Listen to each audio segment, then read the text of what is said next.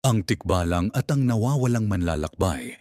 Noong unang panahon, sa isang bayan na napapaligiran ng matataas na bundok at malalawak na kagubatan, may isang binatang nagngangalang Pedro. Siya ay matapang, matipuno, at kilala bilang mahusay na mangangaso. Madalas siyang pumunta sa kagubatan upang manghuli ng usa at baboy ramo para sa kanilang pagkain. Ngunit kahit gaano siya katapang, may isang bahagi ng kagubatan na hindi niya kailanman pinasok, ang masukal, na gubat sa paanan ng bundok. Ayon sa matatanda, sa gubat na iyon naninirahan ang isang tikbalang, isang malakabayong, nilalang na mahilig magligaw ng mga naglalakbay. Sinasabing kapag napasok mo ang kanyang teritoryo, hindi ka na makakabalik ng walang pahintulot niya. Maraming mga ngaso na ang nawala roon, at ang ilan ay bumalik ng baliw at wala sa sarili. Ang pagsisimula ng kanyang pagkawala. Isang araw, habang nangangaso si Pedro, napansin niyang wala siyang mahuling hayop. Karaniwan, sagana ang kagubatan sa usa at baboy ramo, ngunit tila ba wala ni isang kaluskos ang maririnig. Nagpatuloy siya sa paglalakad hanggang sa hindi niya namalayang nalalapit na siya sa ipinagbabawal na bahagi ng gubat. Sa kanyang paglalakad, biglang bumigat ang kanyang katawan. Tila ba may isang hindi nakikitang puwersa na pumipigil sa kanya. Napansin niyang nagsimula ng dumilim, kahit pa katanghali ang tapat pa lamang.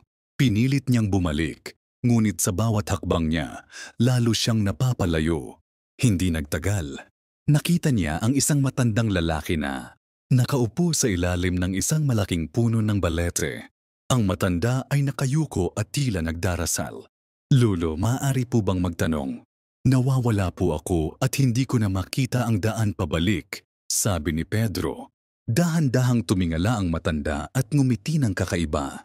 Sa isang iglap, naglaho ito at sa kanyang kinauupuan ay isang tikbalang, matangkad, may mahahabang binti at braso, at ulo ng isang mabangis na kabayo.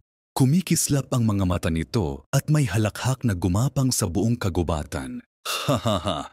Batang mangangaso, pumasok ka sa aking teritoryo.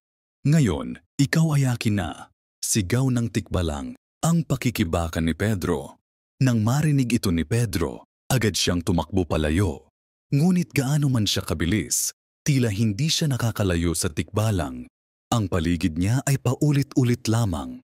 Parehong punong balete, parehong masukal na daan. Napagtanto niya na siya ay nililigaw ng tikbalang. Naalala niya ang payo ng kanyang lolo nung bata pa siya. Kapag nililigaw ka ng tikbalang, isuot mo ng pabaliktad ang iyong damit at kumagat ka sa iyong hinlalaki. Walang pag-aalinlangan, agad niyang hinubad ang kanyang pangitaas at isinuot ito ng pabaliktad. Kasabay nito, kinagat niya ang kanyang hinlalaki at ipinikit ang kanyang mga mata. Sa kanyang pagmulat, nagbago ang paligid. Nasa harapan na niya ang daan palabas ng kagubatan. Naramdaman niyang lumuluwag ang kanyang katawan at nakakahinga na. Siyang muli ng maayos.